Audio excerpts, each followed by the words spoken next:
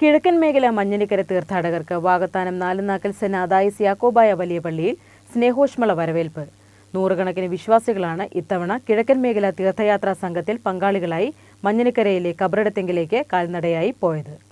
മഞ്ഞനിക്കര ദേറായിൽ കബറടങ്ങിയിരിക്കുന്ന പരിശുദ്ധ ഏലിയാസ് തൃതീയൻ പാത്രിയാർക്കീസ് ബാവയുടെ ഓർമ്മ പെരുന്നാളിനോടനുബന്ധിച്ച് കിഴക്കൻ മേഖലയിൽ നിന്നുള്ള പദയാത്രയിൽ പങ്കാളികളായവർക്ക് നാലുനാക്കൽ സെന്റ് ആദായിസ് യാക്കോബായ വലിയ പള്ളിയിൽ സ്വീകരണം നൽകി.